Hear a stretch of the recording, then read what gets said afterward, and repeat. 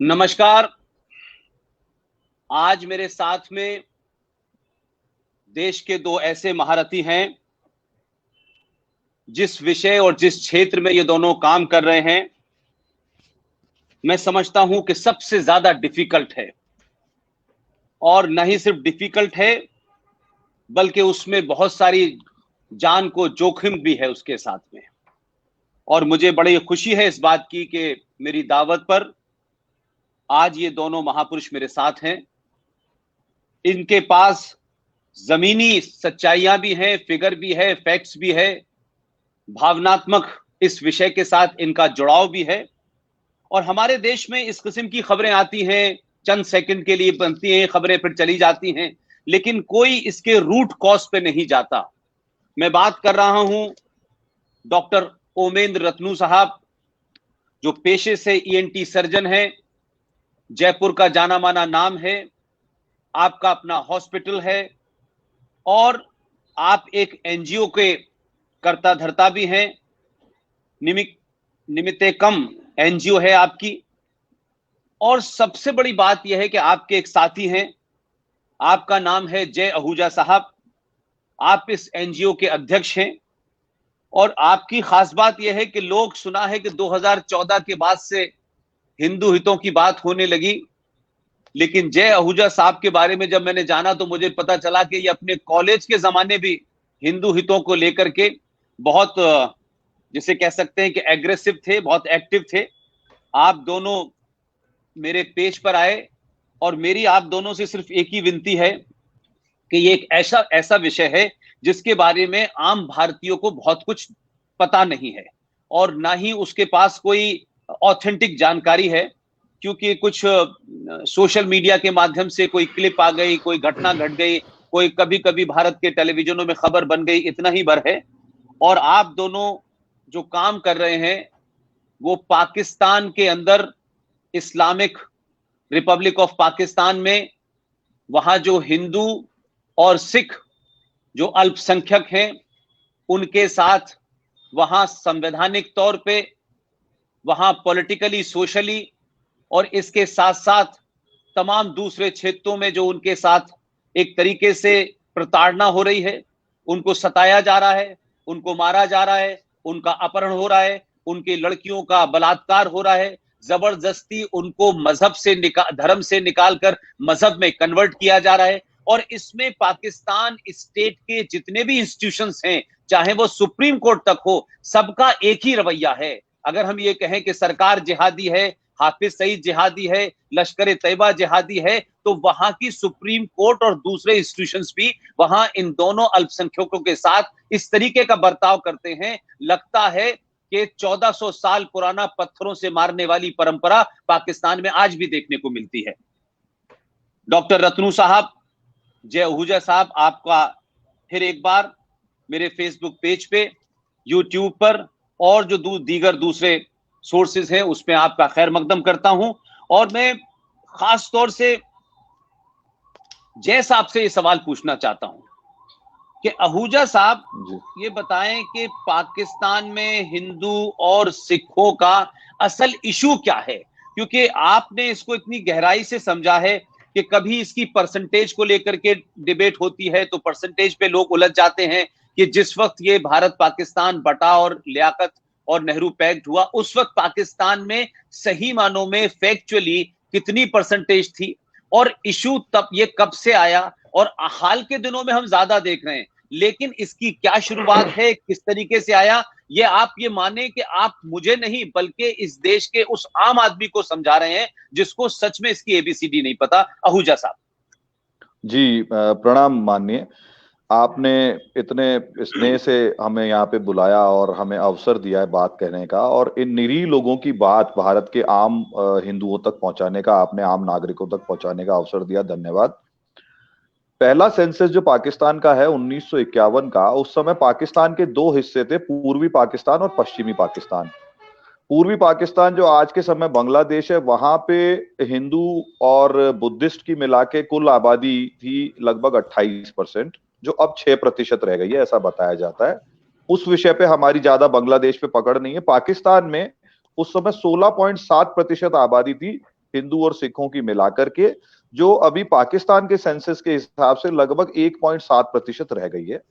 ये इसमें उलझने या उलझाने का कोई कारण नहीं है, क्योंकि ये आधिकारिक डेटा है। तो बहुत सारे लोग, पाकिस्तान को समर्थन देने वाले लोग ऐसी बातें कहते हैं कि भाई तब पाकिस्तान एक ही था, बांग्लादेश में आबादी अधिक थी, ऐसा परसेंटेज नहीं है। तो ये झूठ है। ईस्ट पाकिस्तान, वेस्ट पाकिस्तान का सेग्रीगेटेड डेटा उपलब्ध है, तब भी था और आज बांग्लादेश बनने के बाद में आज भी मौजूद है। इसलिए इस पे कोई विवाद और चर्चा का कारण नहीं है। एक तो बात हो गई ये। दूसरा आपने विषय बताया, तो वहां का जो आईन है, वहां का जो संविधान है इस्लामिक रिपब्लिक पाकिस्तान का, वो ये कहता है कि कोई भी कानून मान्य है देश में, लेकिन यदि उसका शरिया के साथ में कोई कन्फ्लिक्ट है तो शरिया सर्वमान्य होगा, उस कानून की कोई वैधता नहीं होगी। तो इस प्रकार से क्या होता है कि जब एक बच्ची जो 9 साल, 10 साल, 11 साल की है, जिसके लिए कहते हैं हम साधारण भाषा में प्यूबिटी, या बच्ची उस समय से वयस्कता की ओर कदम बढ़ाने लगती है, तो उस समय में बच्ची को उठा लिया जाता है। जबकि पाकिस्तान में बच्चियों की शादी की आयु कानूनन रूप से 18 वर्ष है, लेकिन वो काफिर बच्चियों पे लागू नहीं होती है। और उनको गन पॉइंट पे उठा करके अपने माँ बाप के हाथ में से छीन करके उन बच्चियों का उसी दिन धर्म परिवर्तन करा दिया जाता है। धर्म परिवर्तन होते ही उस बच्ची के काफिर माता पिता से उसका संबंध स्वतः समाप्त हो जाता है शरिया के कारण। Because once you are a Muslim, you are always a Muslim. अब आप वापस नहीं जा सकते अपने काफिर माता पिता संबंधियों के पास में। तो बेसिकली इस्लामिक रिपब्लिक पाकिस्तान की जो आइडियोलॉजी है, जो उनका जन्म है हिंदुओं से घृणा के आधार पे, वो घृणा 70 साल में 1000 गुना बढ़ गई है, घटी नहीं है। और उसका सीधा सीधा सबसे आसान शिकार वहां उपलब्ध काफिर है, वहां उपलब्ध सिख है, वहां उपलब्ध हिंदू है, वहां ईसाइयों के साथ में भी बड़ी ज्यादतियां होती हैं। हम लोग ईसाई समाज के साथ में भी प्रयास कर रहे हैं कि उनकी भी कुछ सहायता कर पाए, क्योंकि गंभीर मानवीय विषय है। और एक सनातनी होने के नाते मैं अपने मानवीय पक्ष को कभी छोड़ नहीं सकता। इसलिए किसी की भी बच्ची इस कारण से उठती है जब, तो मुझे रात को नींद नहीं आती, क्योंकि वो विधर्मी है, वो उनके मजहब की नहीं है। इसलिए उसको उठा लिया जाता है, इसलिए उसको कन्वर्ट कर दिया जाता है। माँ बाप बिलखते रहते हैं, कोर्ट थाने कचहरियों के चक्कर लगाते रहते हैं, पुलिस के चक्कर लगाते रहते हैं, और एक परिवार जीते जी खत्म हो जाता है। कोई जिहादी, मैं हमेशा कहता हूं, कोई जिहादी आए और हमें गोली मार दे तो हम एक बार मरेंगे। कोई जिहादी आए और मैं एक बच्ची का पिता हूं, मेरी बच्ची को उठा के ले जाए तो मुझे हर दिन 1000 बार मरना पड़ेगा। मेरा जीवन मृत्यु से भी जो है बहुत ज्यादा बुरा हो जाएगा, और मेरे लिए मेरा जीवन मतलब रहेगा ही नहीं। मतलब एक पिता अपनी बच्ची की रक्षा नहीं कर पाएगा, इससे ज्यादा किसी पिता के लिए मतलब बुरा समय क्या हो सकता है, इससे ज्यादा अपमानजनक और इससे ज्यादा वेदनापूर्ण किसी पिता के लिए क्या हो सकता है। इसलिए मेरी सब माता पिताओं से, उन परिवारों से बहुत ज्यादा सहानुभूति है। और मैं, मेरे पीछे फोटो लगी हुई है मेरे दादाजी की, मैं मेरे दादाजी को हमेशा प्रणाम करता हूं, वंदन करता हूं। यदि उन्होंने 1947 में माइग्रेशन का निर्णय नहीं लिया होता तो शायद मैं भी वहां पैदा होता और मैं भी वहां सड़ रहा होता। और मुझे भी रोज चिंता रहती कि मेरी बच्ची घर शाम को लौटेगी कि नहीं लौटेगी स्कूल से पढ़ के, और मेरे बच्चे को कभी फोर्सफुली कन्वर्ट तो नहीं कर दिया जाएगा, मेरी बच्ची को उठा तो नहीं लिया जाएगा। इसलिए इस वेदनापूर्ण विषय में मैं 2010 से लगा हुआ हूं, जब से मुझे इसके बारे में पता चला। और तब से आज तक मैंने कभी चैन की नींद सोई नहीं है। और जितने लोगों को हम निकाल पाए, हम आज तक लगातार प्रयास कर रहे हैं। धन्यवाद। डॉक्टर रत्नू, मैं तो आपको जय भाई से तो आज मुलाकात हुई है, आपको तो मैं बहुत समय से सुन रहा हूं। और ताज्जुब की बात यह है कि मेरे और आपके बीच का जो तारुफ की कड़ी है वो अमेरिका से जीडी बख्शी ने मुझसे कहा कि तुमको इनको मिलना है और ये बहुत बड़ा काम कर रहे हैं। तो मुझे पता चला कि उसके अलावा आप हलाल इकोनॉमी पे भी आप काफी कुछ काम कर रहे हैं। लेकिन ये जो काम है, ये मैं समझता हूं कि राजस्थान में और खासतौर से एक प्रोफेशनल डॉक्टर को एक ऐसा विषय, जो मैं तो ये मानता हूं कि डॉक्टर की मानवीय संवेदनाएं बहुत होती हैं और वो डॉक्टर शायद तभी होता है, लेकिन पाकिस्तान का विषय खासतौर से, और वो भी एक बॉर्डर स्टेट में जिसमें बहुत सारे हम ये मानते हैं कि सारे स्लीपर सेल्स वगैरह बड़े एक्टिव रहते हैं। ऐसे में जब हिंदू और सिखों की प्रताड़ना की जो खबरें आती हैं, तो उन खबरों के साथ साथ आपका लंबा जुड़ाव, लेकिन ये जो हिंदू और सिखों का जो प्रोसिक्यूशन का जो तरीका है, इसका लेवल क्या है? इसका धन्यवाद पुष्पेंद्र जी, आपके साथ सत्संग करने का सौभाग्य मिल रहा है, ये मेरे लिए एक बहुत हर्ष का विषय है। आपसे हमेशा कुछ सीखने को मिलता है। तो ये विषय इतना घिनौना है और कोई शब्द नहीं है मेरे पास इसको डिस्क्राइब करने के लिए। जो जय ने आपको भूमिका बताई है उसमें वो कोई कपोल कल्पनाएं नहीं है हमारी। हाँ, मई 2019 के अंदर यूरोपियन यूनियन पार्लियामेंट ने बाकायदा अपने पार्लियामेंट से एक रिपोर्ट जारी की है जिसके अनुसार 3 हिंदू सिख क्रिश्चियन बच्चियां प्रतिदिन उठ रही हैं। यानी हम इन बच्चियों के श्राप से कैसे बचेंगे मुझे समझ में नहीं आता है। मुझे लोग कहते हैं यार उमेंद्र जी, जय जी आप इतना बड़ा काम कर रहे हो। मैं कहता हूं भैया तुम वो कहते हैं ना एक उर्दू में कि तुम शहर मोहब्बत कहते हो, हम जान बचाकर आए हैं।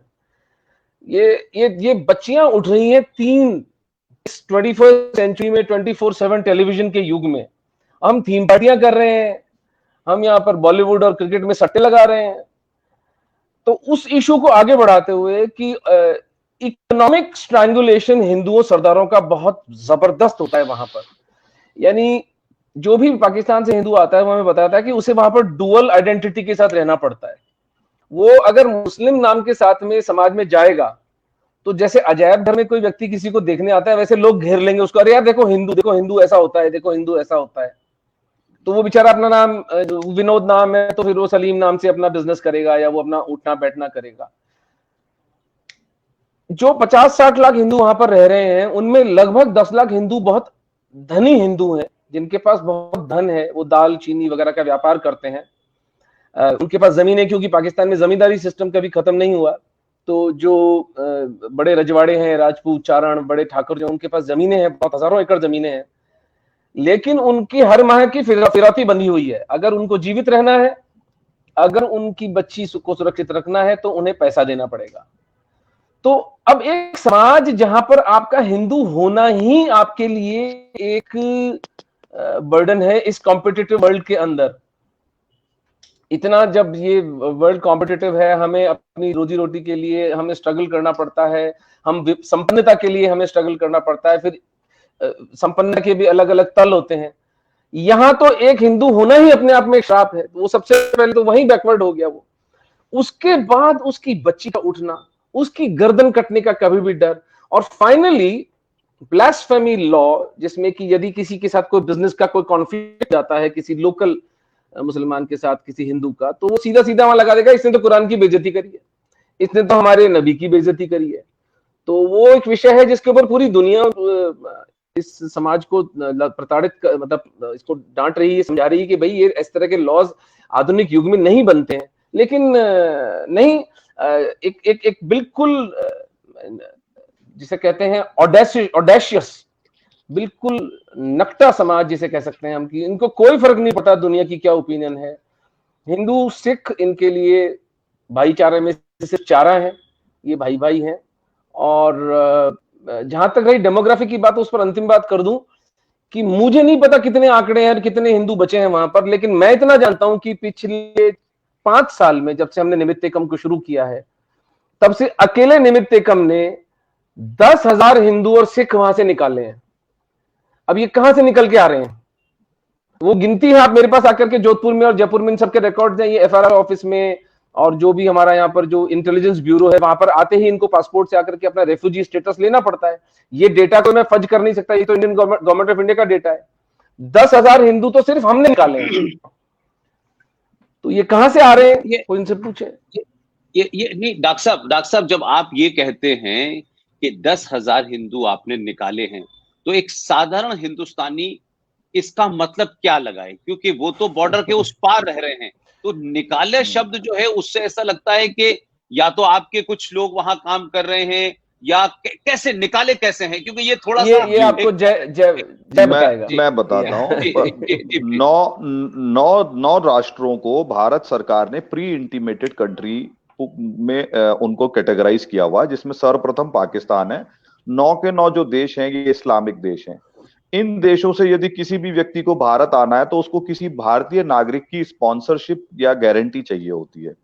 तो हमारे दोनों ऑफिस, जयपुर और जोधपुर ऑफिस, वो गारंटी के कागज तैयार कराते, क्योंकि देखिए बॉर्डर स्टेट है और बॉर्डर स्टेट होने के कारण उनके रक्त संबंधी हमारे यहाँ रह रहे हैं।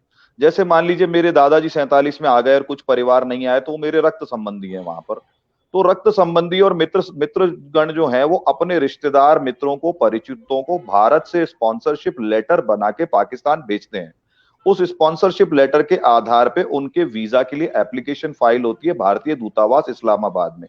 भारतीय दूतावास उस वीजा की एप्लीकेशन में गारंटर की वैलिडेशन के लिए आईबी को भेजता है। आईबी गारंटर के घर तक आकर के उसके बारे में दो बातें जांचती है। पहला, वो व्यक्ति एंटी नेशनल तो नहीं है, और दूसरा, वो व्यक्ति एंटी सोशल तो नहीं है। ये सब वेट होकर के पेपर्स वापस जाते हैं, तब वो वीजा एप्लीकेशन तय होती है, उसके बाद में वीजा इशू होता है। तो निमित्त कम जब किसी व्यक्ति के मन में विचार आता है कि मुझे पाकिस्तान से निकलना है और वो अपने किसी रिश्तेदार को यहाँ फोन करता है, तो निमित्त कम का काम वहीं से शुरू हो जाता है, पेपर बनाने से लेकर के।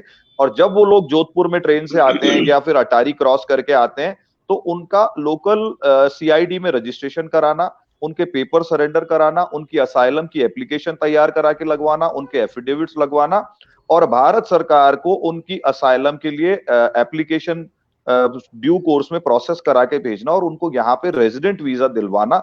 यहाँ तक लगातार हम लोग काम करते रहते हैं। फिर नागरिकता एक अलग विषय है, उस पर आप जब कहेंगे तब मैं बताऊंगा। जरूर जरूर। डॉक्टर साहब से मैं एक सवाल और पूछना चाहता हूँ। डॉक्टर साहब, दुनिया में बड़े सारे जेनोसाइड का हम लोग सुनते रहते हैं कि साहब ये जूस के साथ हुआ, ये पारसीज के साथ हुआ, लेकिन आप मुझे बताएं कि दुनिया में तमाम बड़े सारे जेनोसाइड होते हैं, ऑर्गेनाइज्ड जेनोसाइड होते हैं, लेकिन इस देश की सरकार, देश की जुडिशरी किसी कंट्री की इस जेनोसाइड का हिस्सा हो और उसको दुनिया इग्नोर कर दे, दुनिया उसकी तरफ से आंख मूंद ले, और या फिर दुनिया का एटीट्यूड जेनोसाइड्स का मजहब और जेनोसाइड का धर्म देख करके सेलेक्टिव है क्या? व्हाट यू वांट टू से ऑन दिस?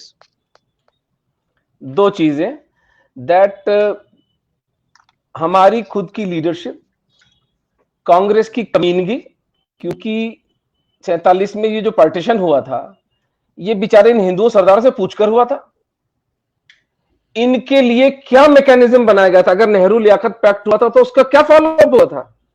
क्यों इन हिंदू सिखों को मरने के लिए छोड़ दिया गया? कोई संवेदना नहीं हमारे हृदय में कि इनकी बच्चियां उठ रही हैं, इनकी गर्दनें कट रही हैं, इनकी प्रॉपर्टियां इन्हें छीनी जा रही हैं। और ये इसमें हमारा हिंदू लीडरशिप, तथाकथित जो हिंदू लीडरशिप है, हमारा संत समाज, हमारा साधु समाज, हमारे इंटेलिजेंशिया, सब कर क्या रहे हैं? 3 बच्चियां प्रतिदिन उठ रही हैं, इसकी रिपोर्ट यूरोपियन यूनियन बनाकर देता है। हमारी संवेदनाओं को हुआ क्या है? हम इतने निर्दयी कैसे हो सकते हैं? ये तो एक तो हमारा फेलियर है, राइट? एक मैं आपको एक बड़ा खतरनाक इसका पहलू बताता हूं, जो काफी मेहनत करके रिसर्च कर, मैं पहले भी आपके साथ वो साझा कर चुका हूं।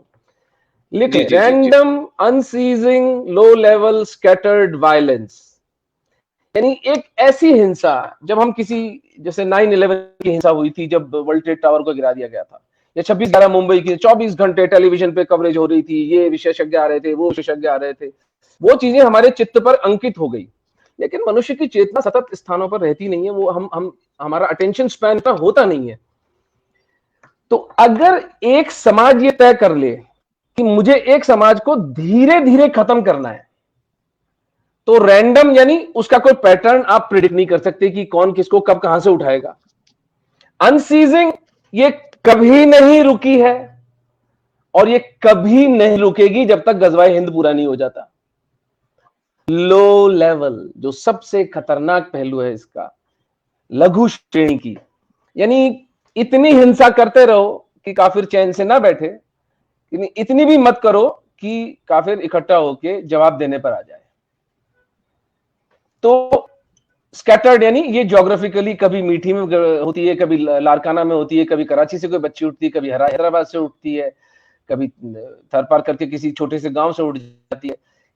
जब इस तरह की हिंसा होती है, तो चूंकि उस वक्त फैंटास्टिक वायलेंस नहीं है, तो वो हमारी, वो अखबार की छोटे से राइट साइड के कोने में वो जगह पर वो न्यूज आती है, एक बच्ची उठी। अब हम जैसे पागल, मेरे और जय जैसे और आप जैसे, तो हम तो लोग लगे रहेंगे इसके पीछे कि यार ये तो सतत चल रहा है काम। इसलिए इसका नाम अकस्मात, अनवरत, लघु श्रेणी की छितरी हुई हिंसा। इसलिए जगत इस इसको एक इंटेलिजेंस लेवल चाहिए इस तरह की हिंसा को समझने के लिए, इस हिंसा को समझने के लिए, इस तरह के जेनोसाइड को समझने के लिए उतनी प्रज्ञा चाहिए, उतनी इंटेलिजेंस चाहिए। वो हमारी चित्त को भरमाने के लिए बॉलीवुड और क्रिकेट में लगा दिया हमारे को। हमें पता ही नहीं है कि हम मर रहे हैं, एक समाज के रूप में हम मर रहे हैं, हमें पता ही नहीं है, क्योंकि हमारे चित्त को भरमाने का पूरा इंतजाम हुआ है। जैसे आप खुद फरमाते हैं कि हिस्ट्री दे दी हमने वामपंथियों को, एजुकेशन हमने मिशनरियों को दे दी, एंटरटेनमेंट हमने जिहादियों को दे दिया, और राजनीति हमने डायनेस्टीज को दे दी। तो बोलेगा कौन? वो तो कोई महादेव की कृपा से इंटरनेट आ गया, तो इंटरनेट आ गया तो अब आज और आप, मैं और जय, हम सब मिल गए, हम बातें कर रहे हैं। और एक महादेव की कृपा से नरेंद्र मोदी आ गया, जिसने कि 2014 में, पुष्पेंद्र जी ये मेरी व्यक्तिगत बात बता रहा हूं आपको, मैं 2014 से पहले भी मैं पाकिस्तानी हिंदुओं की मदद करता था, लेकिन मेरी हिम्मत नहीं थी कि मैं उस बात को किसी को कह सकूं, क्योंकि मैं अल्टीमेटली पाकिस्तानी सिटीजन के साथ डील कर रहा था। वो हिंदू मुसलमान इससे कोई फर्क नहीं पड़ता, मुझे कभी भी रासुका में धर लिया जाता। लेकिन 2014 में जब एक मेन स्ट्रीम पॉलिटिकल पार्टी इसको अपने इलेक्शन मैनिफेस्टो में उठाती है, तो मुझ जैसे हिंदू के लिए, जय जैसे बंदे के लिए काम करना कितना सरल हो गया। तभी हमने निमित्तकम का बीज हमें पड़ा कि अब जब एक मेन स्ट्रीम पॉलिटिकल पार्टी ने इस इशू को उठा लिया है, इन भुलाए हुए हिंदुओं की, इन दुखी, प्रताड़ित, सताए हुए हिंदुओं की सुध ली है, तो हमें कुछ भारत में भी इसके लिए कुछ एक मैकेनिज्म, एक प्लेटफॉर्म बनाना चाहिए जहां पर की होना चाहिए। तो आपके प्रश्न को लौटते हुए, क्यों इस जनरेट को बुलाया जा रहा है? क्योंकि ये एक बहुत गहरी चालबाजी के तहत किया जा रहा है, जिसको कि जेनोसाइड, अगर हम उसको नंबर्स वाइज देखें, अगर यूरो की डेफिनेशन में फिट करना चाहें तो फिट होता है, लेकिन चूंकि वो फैंटास्टिक नहीं है, क्योंकि वो कोई बमबारी नहीं हो रही है, बहुत कोई शोबज नहीं हो रहा है, कोई बहुत ज्यादा शोर नहीं हो रहा है, और एक जो बहुत घातक इसके अंदर, जो खास तौर से, विशेष तौर से पाकिस्तानी हिंदुओं के लिए लागू होती है बात, सब बच्चियां ही क्यों उठती हैं? इस्लाम से मुतासिर कोई पुरुष क्यों नहीं होता? हिंदू समाज की बच्ची को ले जाना कितना जघन्य अपराध की मानसिकता सोचिए। कहां से एक devilish, evil, vile and hideous mind ये सब सोच के आया है कि हिंदू समाज की न सिर्फ एक संख्या कम होगी, बल्कि एक कोख भी हमने उनसे छीन ली, ताकि इनके नंबर ही कम होते चले जाएं। और जिस तरह से आपको अगर पता होगा कि पाकिस्तान में एक समाज हुआ करता था, कुछ कहते हैं हिंदू, कुछ कहते हैं उनको कबायली, कुछ ट्राइबल्स, कलश समाज, उसके कुछ 500-700 लोग बचे हैं। और अगर इसको, जिहाद को ग्लोबल स्केल पे देखा जाए, यजीदियों के साथ क्या हुआ, कुर्दों के साथ अब क्या हो रहा है? तो ये टिड्डी दल है जो अपने आक्रमण पे निकला हुआ है। देखते हैं विश्व की आंख कब खुलती है। देखिए, इसमें एक और बात मैं जानना चाहता हूं, क्योंकि ये भी जो आपने एक बड़ा अच्छी आपकी जो स्टडी है, और ये जो आपने इसको निचोड़ बनाया, मैं समझता हूं कि इन 4 शब्दों में आपने इस्लामिक आतंकवाद और जिहाद को, जिसे कह सकते हैं कि बहुत सेकुलर तरीके से रख दिया है। इस रैंडम में, अनसीजिंग में और लो लेवल में कहीं कोई इस्लामिक वर्ड नहीं है, कहीं कोई कम्युनल वर्ड नहीं है, लेकिन इसके पीछे की पूरी मानसिकता रखी है। और जो बात आप पाकिस्तान के पस मंजर में कह रहे हैं, मैं समझता हूं कि ये भारत के पस मंजर में भी यही चल रहा है कि कभी दिल्ली में आग लगा दो, कभी बंगलौर में आग लगा दो, कभी मालदा में लगा दो, कभी कश्मीर में लगा दो। तो एक तो ये, दूसरा जो कई सारे लोग ये जानना चाहते हैं कि जब हम बार बार ये कहते हैं कि साहब बच्चियों को उठाया जा रहा है, बच्चियों को उठाया जा रहा है, और कुछ छोटी छोटी क्लिप भी अक्सर आ जाती हैं, तो क्या इसमें इस तरीके का भी देखने को मिला है कि जो मर्द है, जो उनको उठा रहा है, जो उनके साथ शादी भी कर रहा है, उसमें एज का बड़ा डिफरेंस है, और वो कोई ऐसा नहीं है कि कोई 12 साल 15 साल की लड़की उठाई है तो 20 साल का लड़का उसके साथ शादी कर रहा है, तब भी समझ में आता है। लेकिन ऐसा भी सुनने में आता है कि वो जो एज गैप है वो भी बहुत है। क्या एज गैप ही बहुत नहीं है, अधिकतर ऐसे मेंटली रिटार्ड या फिर विकलांग लोगों से शादी की जाती है, और जब वो परिवार उस बच्ची के लॉस को रिकंसाइल कर जाता है कि बच्ची गई, तब उस बच्ची को फ्लैश मार्केट में भेज दिया जाता है, या फिर अरब के शेखों के पास शारीरिक भोग के लिए भेज दिया जाता है, जिसका जीता जागता उदाहरण हमारे पास में है। मार्च 2019 में 2 बच्चियां उठी थी, रीना और रवीना, और मेरी पुख्ता जानकारी है, जय भी जानता है कि रवीना जो बड़ी वाली बच्ची है वो इस वक्त लाहौर के अंदर वेश्यावृत्ति में संलग्न है, जबकि उसका बड़े गाजे बाजे से विवाह किया गया था। और वो केस जिसका संज्ञान हमारी फॉरेन मिनिस्टर थी उस वक्त श्रीमती सुषमा स्वराज, उन्होंने ट्वीट करके लिया था। इमरान खान ने उस पर एक कमीशन बिठाया था। उस कमीशन में अथर मिनुल्लाह करके एक जज थे इस्लामाबाद हाई कोर्ट के, उन्होंने मेडिकल रिपोर्ट, एक वो फर्जी मेडिकल रिपोर्ट कि सभी 18 से बड़ी हैं, जबकि वो बच्चियों की उम्र 13 और 15, वो माँ बाप बिलखते रह गए और वो बच्चियां चली गई और एक बच्ची उनमें से फ्लैश ट्रेड में चली गई है। ये अधिकतर हिंदू बच्चियों का परिणाम होता है कि वो फ्लैश ट्रेड में जाकर अल्टीमेटली जब उनका मन भर जाता है तो शार्कों को खिला देते हैं। मेरा अब, क्योंकि आपने जो पूरा वहां क्या हो रहा है, किस तरीके का प्रोसिक्यूशन हो रहा है, किस तरीके से आप लोग उनको लाके यहाँ बचा रहे हैं, लेकिन अब मैं जरा दूसरे स्टेज पे जाना चाहता हूं। इस पूरे इशू को पाकिस्तान में किस तरीके से हिंदू माइनॉरिटीज के साथ में क्या हो रहा है, ये खबरें तो चलती रहती थी, लेकिन कभी भी मैंने देखा कि पॉलिटिकल पार्टीज के लेवल पे, सरकार के लेवल पे ये कभी इशू नहीं बना। ये हाल के दिनों में जब इस वक्त की मौजूदा सरकार ने एक बिल लाए और फिर वो बाद में संसद में बहस के बाद कानून बन गया, ये जो CAA है, खासतौर से मैं आहूजा साहब से चाहता हूं कि इस पे वो अपनी रोशनी डालें कि ये जो CAA है इसको लेकर के बहुत बवाल हुआ और तरह तरह की डेफिनेशन हुई और बड़े बड़े दानिश्वर वकीलों ने पार्लियामेंट में खड़े होकर के अलग अलग व्याख्या की और अलग तरीके से हुआ, और इस देश के मुसलमानों ने इसको इस तरीके से प्रेजेंट किया जैसे ये कोई भारत के मुसलमानों के खिलाफ है और उनको यहां से निकाल दिया जाएगा, उनसे कागज मांगे जाएंगे वगैरह वगैरह। लेकिन क्योंकि इसी से सीधा आपके मुद्दे से जुड़ा हुआ ही CAA है, किसी और मुद्दे से नहीं है, तो अगर मैं आपसे कहूं कि एक बिल्कुल लेमैन को, जो आम आदमी है जिसको बहुत टेक्निकलिटीज नहीं पता है, इस CAA को आप बहुत सिंपल भाषा में एक आम आदमी के तर्क को मजबूत करें, ताकि जब शाहीन बाग पे दोबारा से लोग बैठे तो वो आम आदमी भी तर्कों के साथ, लॉजिक के साथ, रीजन के साथ उनको काउंटर कर सके। ये मैं आपसे चाहता हूं आहूजा साहब। जी धन्यवाद। सबसे पहले तो देखिए, इसकी जो नींव रखी गई थी वो 1950 में नेहरू लियाकत पैक्ट में रखी गई थी। नेहरू लियाकत पैक्ट में दोनों देशों के प्रधानमंत्री इस बात पे सहमत थे कि कोई भी माइनॉरिटी भविष्य में भी यदि उनको ऐसा लगता है कि 47 में गलती हो गई और हमके चले जाना चाहिए था और वो नहीं गए, तो भारत का कोई मुसलमान पाकिस्तान जाएगा तो पाकिस्तान को अनिवार्य रूप से लेना पड़ेगा। पाकिस्तान का कोई अल्पसंख्यक भारत आएगा तो भारत को अनिवार्य रूप से लेना पड़ेगा। और चूंकि वो अविभाजित भारत की माइनॉरिटी हैं, अविभाजित भारत के नागरिक हैं, तो उन लोगों को प्राथमिकता के आधार पे, प्रेफरेंशियल बेस पे नागरिकता देनी पड़ेगी। ये लिखित एग्रीमेंट है। इसके फॉलोअप में आचार्य JB कृपलानी के लगातार दबाव बनाने के बाद में पंडित जवाहरलाल नेहरू जी ने 1953 में एक पार्लियामेंट्री बोर्ड बनाया और कहा भाई अब ये बिल बना देते हैं और ये एक्ट लागू कर देते हैं जिससे ये विवाद खत्म हो जाए। 55 में वो एक्ट आ गया जिसको 1955 का नागरिकता बिल का या नागरिकता एक्ट कहा जाता है। तो उसमें जो है पाकिस्तान के और अफगानिस्तान के माइनॉरिटीज के लिए सेक्शन 51A में विशेष प्रावधान था कि साधारण फॉरेनर को पूरी दुनिया में कोई कहीं पे भी किसी भी जाति का, धर्म का, हिंदू, मुस्लिम, सिख, ईसाई या और भी कोई बुद्धिस्ट या कुछ भी, तो मतलब वो भारत आएंगे, वो 12 वर्ष रहेंगे और उनको नागरिकता मिलेगी, ऐसा प्रावधान किया गया। लेकिन अविभाजित भारत के नागरिकों को जो अल्पसंख्यक हैं पाकिस्तान, अफगानिस्तान के, यदि वो भारत में आएंगे तो भारत अनिवार्य रूप से शरण देगा और उनको नागरिकता 7 वर्षों में दी जाएगी। इस 7 वर्ष के प्रावधान में माननीय हम लोग 2000 से अधिक पाकिस्तानी हिंदुओं की नागरिकता करवा चुके हैं, पहले ही करवा चुके हैं। CAA अभी लागू नहीं हुआ है, उसके रूल्स रेगुलेशंस बन चुके हैं, किसी भी मूवमेंट महीने 2 महीने में लागू होने की तैयारी है।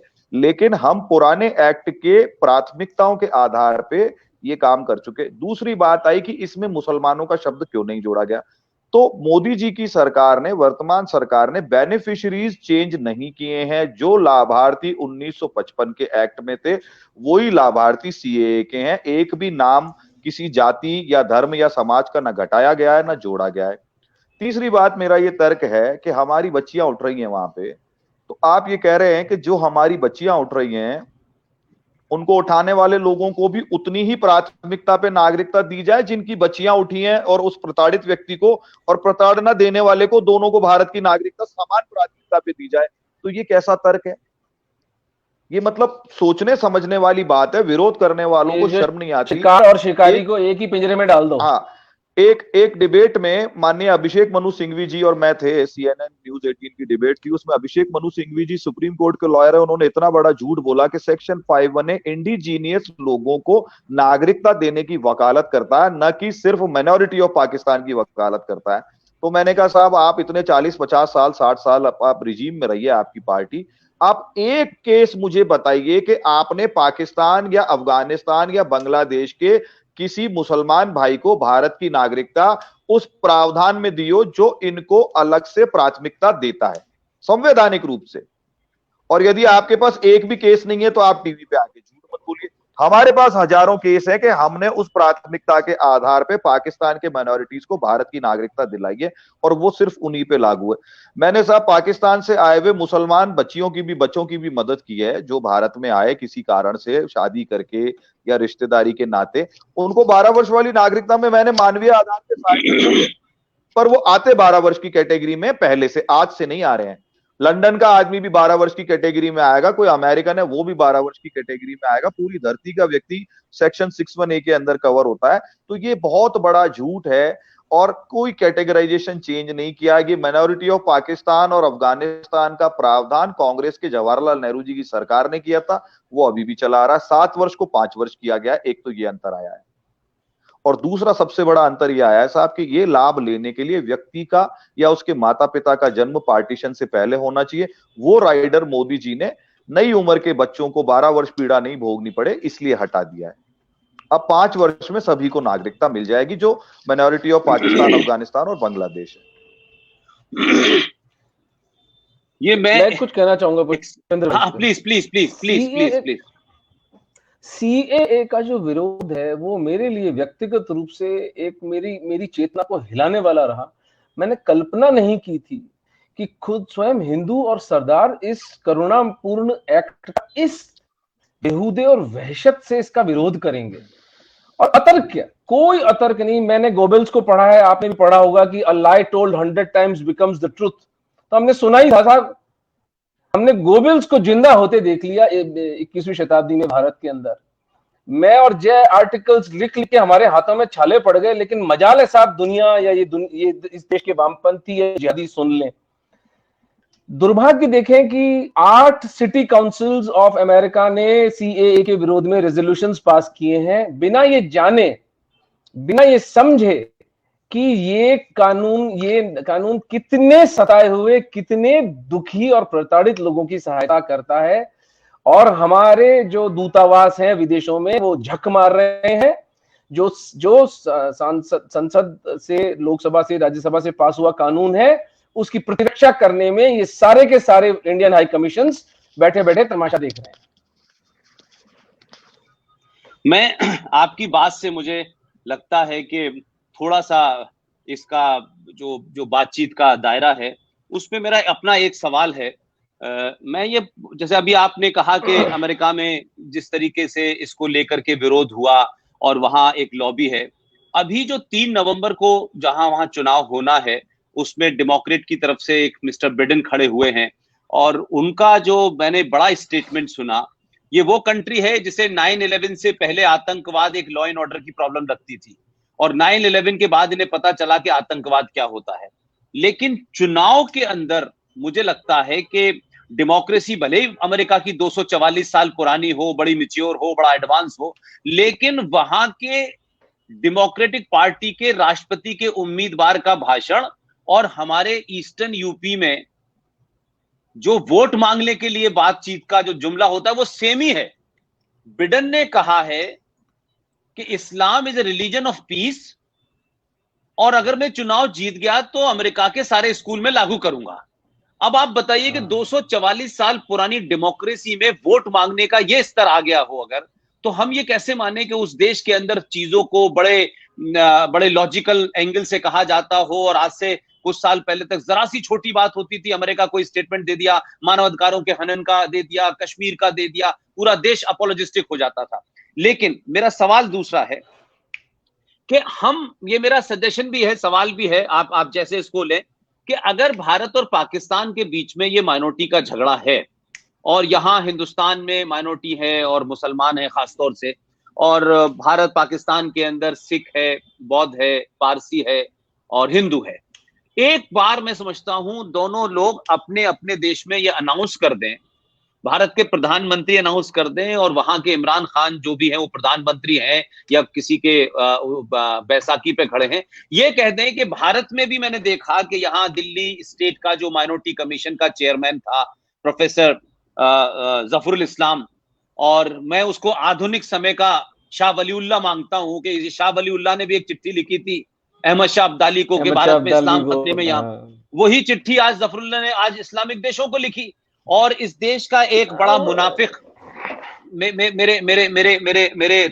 इदारे का, तालीमी इदारे का वो वाइस चांसलर रहा, फिर माइनॉरिटी कमीशन का चेयरमैन रहा, फिर ईरान में एम्बेसडर रहा, फिर भारत का उपराष्ट्रपति रहा, और उपराष्ट्रपति पद पे 2 बार रहने के बाद जब वो उतरा तो उसने कहा कि भारत में मुसलमान सुरक्षित नहीं है।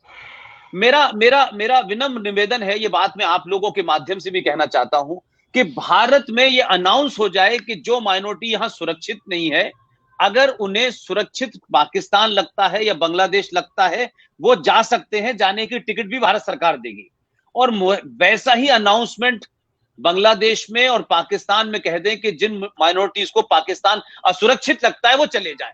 अगर एक भी मुसलमान चला जाए यहां से जो बार बार कहता है असुरक्षित है, तो हमारा सेकुलरिज्म साबित हो जाएगा, और वहां से माइनॉरिटी अगर आ गया कोई तो उनका झूठा सेकुलरिज्म और इस्लाम साबित हो जाएगा। तो इसके बाद नेहरू पैक्ट की और 53 और 55 की घटना ही खत्म हो जाएगी। साफ साफ कह दें, जिस मुल्क से इधर चले गए अगर मुसलमान, तो हम मान लेंगे कि हमारा सेकुलरिज्म पिछले 70 साल में फेल हो गया, और वो ये मान लेंगे अगर हिंदू उधर से आ गए तो ये मान लें कि साहब इस्लाम फेल हो गया। तो ये तो रही बात इसकी। लेकिन मैं ये कहना चाहता हूं कि ये काम बहुत आसान नहीं है। आप दोनों जिस डिफिकल्टीज में करते हैं, इसमें न सिर्फ फिजिकल थ्रेट है, बल्कि आज के दौर में कहां लोगों के पास इतना पैसा होता है कि लोग अपने घर से किसी के कागज बनाने जाएं। और आप तो एक पूरी प्रक्रिया, आपने जब प्रोसेस मुझे बताया तो मुझे ऐसा लगा कि जैसे जैसे कभी कभी पासपोर्ट बनवाने के लिए एजेंट से बात करते हैं कि भाई वो हमारे फीस भर दी है, हमने बनवा दो। आप लोग तो उस तरीके से डॉक्यूमेंट बना रहे हैं। इसके लिए मैं आप दोनों का बड़ा ममनून भी हूं और शुक्रगुजार भी हूं कि ऐसे लोग भी हैं, क्योंकि आज की डेट में राष्ट्रवाद पे बात करना, राष्ट्र के लिए काम करना माना जाता है बेरोजगार लोगों का काम है। और मैं ये शुरू से कहता रहा हूं कि अगर पढ़ा लिखा आदमी, इंटेलेक्चुअल आदमी, इस्टेब्लिश आदमी अगर इस राष्ट्र की समस्याओं की तरफ ध्यान देगा तो बड़े स्ट्रांगली देगा, लॉजिक पे देगा, रीजन पे देगा। तो मैं अब ये जानना चाहता हूं कि जो भी कुछ आप फंड कलेक्ट करते होंगे, कुछ लोग अपनी मर्जी से दे जाते होंगे, कुछ आप अपनी कमाई में से पैसा डालते होंगे, लेकिन एक लंबा समय हो गया आपको इसको लड़ते हुए, तो जो आपकी एनजीओ है जिसका नाम निमित्त कम आपने बताया मुझे, क्या आप इस एनजीओ को में जितने सताए हुए जो लोग यहां आते हैं, आप उनका एक तो डॉक्यूमेंटेशन करते हैं, फिर क्या आपकी ये एनजीओ जो है उनको जीवन जीने के लिए, बेसिक नीड्स पूरी करने के लिए, शुरू में कहां रहेंगे, क्या खाएंगे, इसका भी कोई इंतजाम करती है क्या? जी, मैं बताता हूं आपको सब। देखिए, सबसे ज्यादा पक्ष जो इसमें कठिन है वो कागजी और तकनीकी पक्ष है। मतलब वो बहुत बड़ी लड़ाई है। एक लुटा पिटा निर्धन सा व्यक्ति भारत की पुलिस से कैसे डील करेगा, भारत के एस्टेब्लिशमेंट से कैसे बात करेगा, और वो भी तब जब उसके पास पाकिस्तान का पासपोर्ट है। तो उसके लिए सिस्टम में कोई संवेदना और सहानुभूति नहीं थी। वो इन 10 सालों के लगातार प्रयासों से राजस्थान में तो बहुत अच्छे से हो गई है। सरकार किसी की भी हो, एस्टैब्लिशमेंट उनको घृणा की दृष्टि से अब नहीं देखता है। इतना प्रयास हम लोगों ने कर दिया है। दूसरी चीज ये कि बाकी जितनी भी चीजें अरेंज करनी होती है हमको, जैसे राइट टू एजुकेशन का में ये बच्चे एंटाइटल्ड हैं, रिफ्यूजी परिवारों के बच्चे। ऐसा 2012 में हम लोगों ने एक ऑर्डर कराया था जिसका रेप्लिकेशन पूरे भारत की अन्य राज्य सरकारों ने भी किया। तो इन बच्चों को राइट टू एजुकेशन में अच्छे स्कूलों में हम एडमिशन करा लेते हैं। इनके माता पिताओं को इनकी स्किल के अनुरूप समाज की सहायता लेकर के हम लोग छोटी मोटी नौकरियां, काम धंधे, हटवाड़े, लेबर, और जो पढ़े लिखे बच्चे हैं, इंजीनियर, डॉक्टर, उनकी भी हमने जॉब्स के लिए अपने पर्सनल रिसोर्सेज से व्यवस्था करी है। तीसरी सबसे बड़ी चीज आ जाती है मेडिकल। वो सारा अरेंजमेंट डॉक्टर रत्नू के कारण हो पाया है। जयपुर में 18 डॉक्टरों की टीम और लगभग इतने ही हमारे मित्रगण जोधपुर में हैं जो इनकी बहुत ज्यादा सहायता करते हैं। क्योंकि ये पाकिस्तानी पासपोर्ट होल्डर है तो ये आयुष्मान भारत या किसी भी प्रकार की गवर्नमेंट स्कीम के लिए एंटाइटल्ड नहीं है, ना ही किसी फ्री जांच और फ्री दवाइयों के लिए एंटाइटल्ड है। तो ये काम सारा रत्नू जी की टीम की सहायता से हो जाता है। तो हम मेडिकल को एड्रेस कर रहे हैं, हम एजुकेशन को एड्रेस कर रहे हैं, हम एम्प्लॉयमेंट को एड्रेस कर रहे हैं, और सबसे ज्यादा जरूरी हम लोग लीगल टेक्निकल एस्पेक्ट को बहुत ठीक से चला रहे हैं, जो अति आवश्यक है। इसी कारण सर्वाधिक नागरिकताएं राजस्थान में तेजी से होते हैं, इनके वीजा लॉन्ग टर्म एस्पेक्ट जितने भी इनके होते हैं। अब रही बात फंड्स की, तो हमारे कुछ मित्रगण हैं जो कोई महीने 1000 रुपए देता है, कोई 500 देता है, कोई 100 भी देता है। मेरे 2 स्वीपर हैं भाई, वाल्मीकि भाई, मेरे साथ रहते हैं, मेरे गले मिलते हैं, वो भी 100-100 रुपए महीना देते हैं अपनी श्रद्धा से इन लोगों के लिए। तो ऐसे समाज की सहायता से धीरे धीरे चीजें खड़ी हुई हैं। जितना भी डेफिसिट होता है सालाना, बीइंग ए बिजनेसमैन मैं और being a hospital owner doctor Ratnu, हम दोनों की जेब से हम लोग उस डेफिसिट को भरते हैं। जितनी भी हमारी टीम है, मुझे और रत्नू जी को छोड़ के 100% हमारे फुल टाइमर सैलरीड लोग पाकिस्तानी हिंदू ही हैं, क्योंकि उनकी अपनी पीड़ा वो समझते हैं, इसलिए वो इस पीड़ा के लिए अपनी जी जान लगा के दिन और रात जूते घिसते रहते हैं, लगे रहते हैं। उनका उत्साह कभी खत्म नहीं होता, क्योंकि वो जिस कष्ट को स्वयं भोग रहे हैं, उस कष्ट से उबारने का काम हमने उन लोगों के जिम्मे कर दिया है। इस प्रकार से निमित्तकम चलता है। इसमें 2 रिजॉइंडर्स में देना चाहूंगा पुष्पेंद्र भाई, कि जो जय ने बात कही उसमें एक बहुत की मूल्यवान बात है कि जो हिंदू पाकिस्तान से आते हैं, वो जैसे हमारे भारत में जाति व्यवस्था है, वैसे वहां भी जाति व्यवस्था है। तो जाति व्यवस्था का आपको मैं उपयोग बताता हूं, और मैं जाति व्यवस्था का एक प्रकार से समर्थक हूं, क्योंकि वो एक ऐसा इकोसिस्टम हमें देती है जिसमें कोई भी दुखी, कोई भी प्रताड़ित व्यक्ति को वो कास्ट का इकोसिस्टम एब्जॉर्ब कर लेता है। यानी वेस्ट में व्यक्ति केवल स्टेट की तरफ देखता है। अगर व्यक्ति और स्टेट का कॉन्ट्रैक्ट ब्रीच होगा तो व्यक्ति गया। हमारे हिंदू समाज ने जाति का एक कुशन बनाया हुआ था, व्यक्ति, जाति और स्टेट। क्योंकि हर व्यक्ति का सामर्थ्य नहीं है कि वो स्टेट तक जा पाए, तो वो जाति तक जाता है। और चूंकि कोई रक्त संबंध है, कोई एक इनहेरेंट एक सिंपैथी है, कोई एक्स फैक्टर है कि जाति के कारण उस व्यक्ति का काम हो जाता है। जो अधिकतर है हमारे पास हिंदू आ रहे हैं, ये मेघवाल है, भील है, बड़ाई, कोली, यानी 90% जो हमारे पास आते हैं शरणार्थी हिंदू वहां से, वो दलित सहोदर हैं। दलित सहोदर कहता हूं मैं, दलित तो शब्द ही घटिया है, कोई भी हिंदू दलित नहीं हो सकता। ये हमारे रक्त संबंधी हैं, हम एक ही माँ की संतान हैं। और मेघवाल जब आता है तो हम उसको मेघवाल समाज के पास भेज देते हैं। भील आता है तो वो भील समाज में चला जाता है, उसको अपने लोग, अपना कल्चर, अपना खाना पीना वो सब मिल जाता है, और वो एक इकोसिस्टम बना हुआ है। इसलिए इन पाकिस्तानी हिंदुओं का रिहैबिलिटेशन हमारे ऊपर इतना बड़ा बोझ नहीं। दूसरी बात मैं धर्मांश पर कहना चाहूंगा कि जब 2016 में हमने निमित्तकम को शुरू किया था, तब से लेकर मैं आपको एक आइडिया दे रहा हूं जो हमें हर हिंदू के घर को दिमाग में बिठाना पड़ेगा अगर हमें बचना है। तो विश्व में 100 करोड़ हिंदू बसते हैं, जहां भी हैं, परमात्मा उन्हें स्वस्थ रखे, सुखी रखे, संपन्न रखे। 1 करोड़ हिंदू यदि प्रति माह 100 रुपए निमित्तकम जैसी संस्था को देते हैं, 100 रुपए, जितना कि शायद वो कॉफी पर खर्च कर देते होंगे प्रतिदिन, एक दिन की कॉफी का पैसा वो निमित्तकम को दे दें, 100 करोड़ रुपए का फंड होगा हमारे पास। और उसको धर्मांश का, अब मैं आपको बताता हूं कि 2016 से लेकर 2020 की जनवरी तक औसतन हिंदुओं ने जो हमें पैसा दिया वो 1 लाख रुपए प्रति माह था। 1 लाख रुपए प्रति माह से पुष्पेंद्र भाई हम 10,000 हिंदुओं को पाकिस्तान से निकाल ले आए। धर्मांश का सामर्थ्य बता रहा हूं आपको। बात तो 1 लाख रुपए की नहीं है, 1 लाख रुपए मैं और जय भी कर सकते थे, लेकिन हिंदू समाज में इतनी चेतना आई कि उन्होंने एक मुझ जैसे साधारण आदमी को भी पैसा दिया। और उस 1 लाख रुपए का सामर्थ्य देखिए, 3 लोग जयपुर में, 3 जोधपुर में काम करते हैं सिटीजनशिप का। उसका मैसेज पाकिस्तान में हिंदुओं को यह जाता है कि यार अभी कलमा नहीं पढ़ना है, हिंदुस्तान में हमारे लिए रास्ता खुला है, सिटीजनशिप अमेंडमेंट एक्ट आ गया है, सरकार ने भी हमारी सुध ली है, कुछ दिन इस राक्षसी व्यवहार को और झेल लो, अभी हम कलमा नहीं पढ़ेंगे, हम हिंदू ही रहेंगे, इस आशा पर वो हिंदू जिए चला जाता है, क्योंकि उसके 5 रिश्तेदार भारत पहुंच चुके हैं। तो धर्मांश का एक आइडिया है जो मैं आपके माध्यम से पूरे हिंदू समाज के चरणों में रखता हूं। हर हिंदू को 100 रुपए प्रति माह अपने से गरीब हिंदू की सहायता करने के लिए किसी न किसी प्लेटफॉर्म को देने चाहिए। जो निमित्तकम से जुड़ना चाहते हैं वो निमित्तकम को दें, जो कन्वर्जन को रोकना चाहते हैं वो अग्निवीर को दें। ऐसे बहुत से हिंदू संस्थान है, सृजन है, संगम फाउंडेशन है, इंडिक कलेक्टिव है, आपको दें। जो भी व्यक्ति लड़ रहा है उसको धन की सहायता बहुत जरूरी है। बस इतना कहना चाहता हूं। तो जो आपने जो बात कही है वो तो मैं समझता हूं कि लाउड एंड क्लियर है, लेकिन आपके प्रोग्राम को, आपके बारे में बाहर भी चर्चा होती है, बाहर से लोग हमसे अक्सर आपके बारे में पूछते भी रहते हैं। एक साधारण आम हिंदुस्तानी और विदेशों में बैठा हुआ वो हिंदुस्तानी जिसे शायद पहली बार अपने भारतीय होने पे गर्व हुआ है, क्योंकि भारत की सरकारों ने, सत्ताओं ने उसको ये महसूस कराया है कि ये जो नीले रंग का पासपोर्ट है ये सिर्फ बाहर जाने का नहीं है, ये तुम्हारी छवि है, ये तुम्हारी 1000 सालों की संस्कृति का एक प्रमाण पत्र है, वो भी देना चाहता है।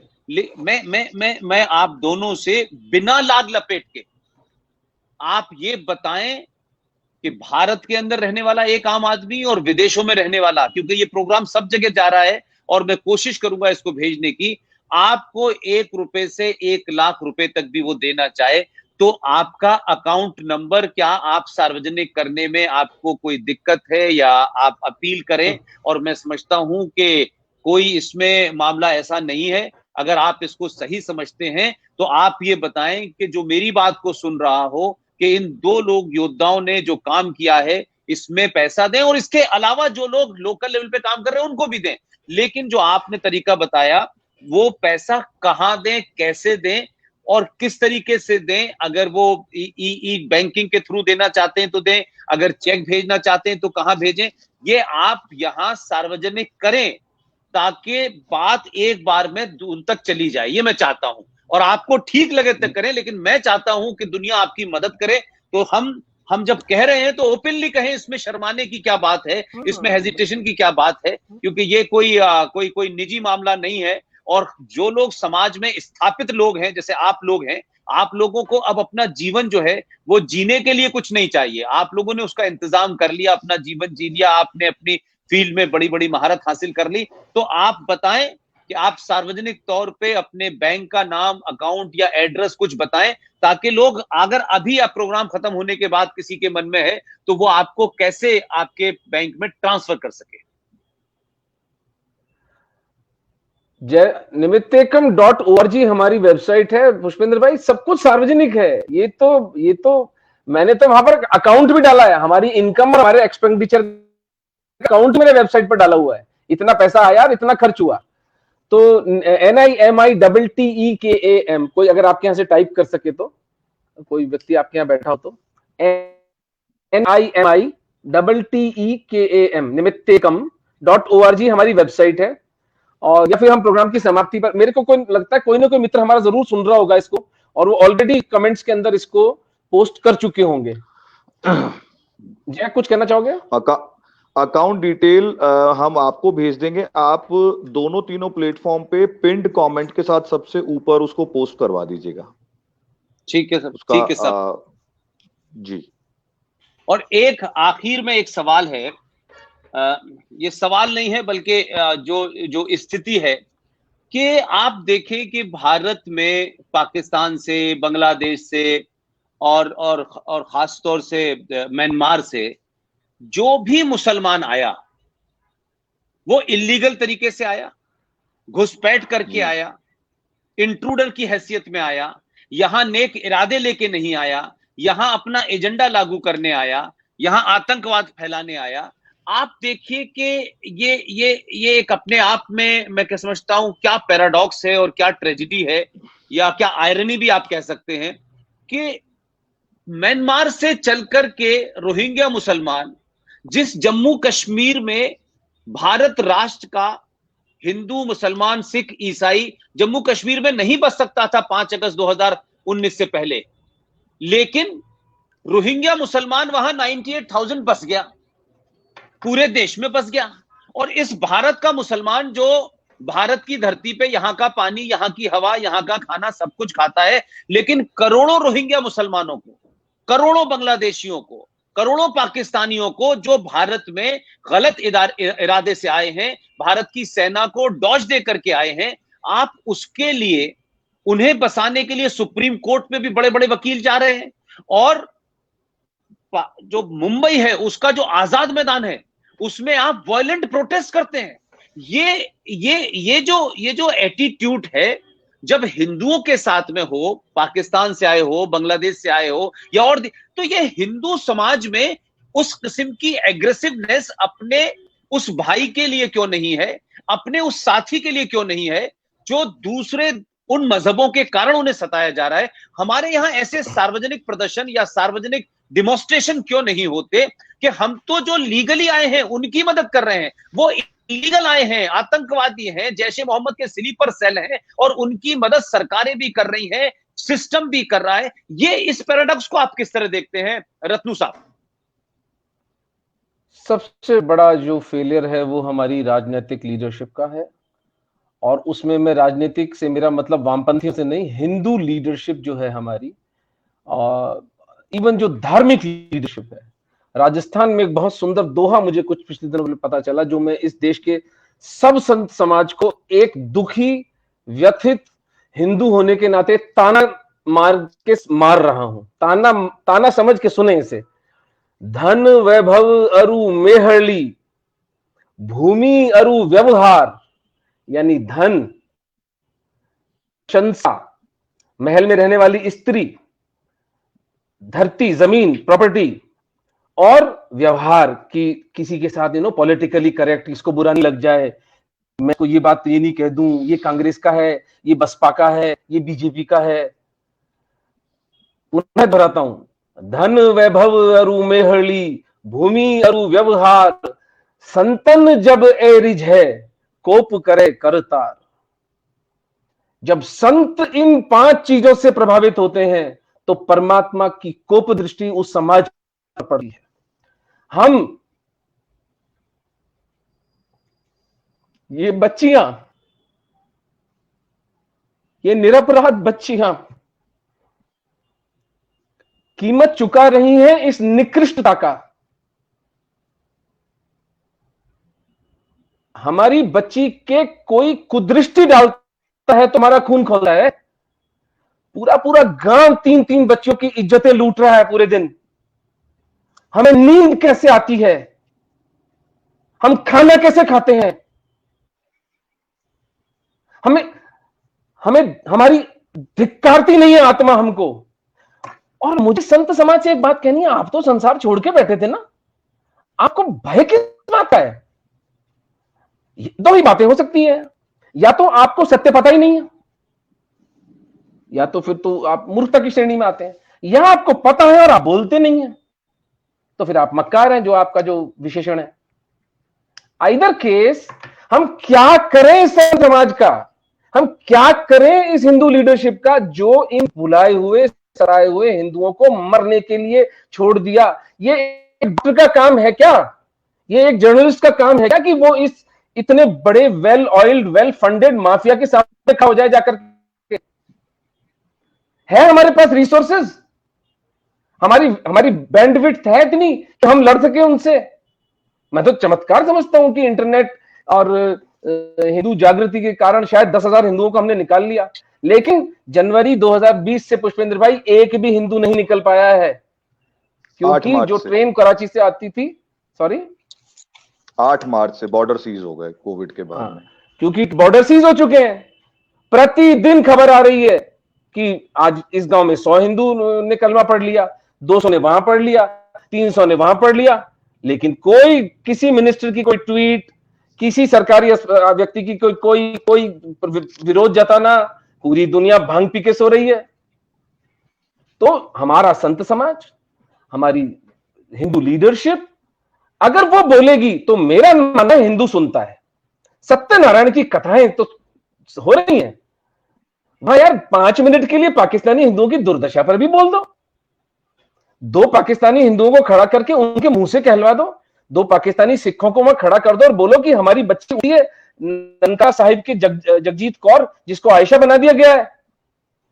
और एक व्यक्ति जो जिस सनातन संस्कारों में पला बड़ा है, जो बच्ची उसका शील भंग हुआ है, उसकी इच्छा के विरुद्ध वो एक ऐसे सिस्टम के अंदर कैद कर दी गई है और हम उसके साथ जी रहे हैं, हम we are living with it.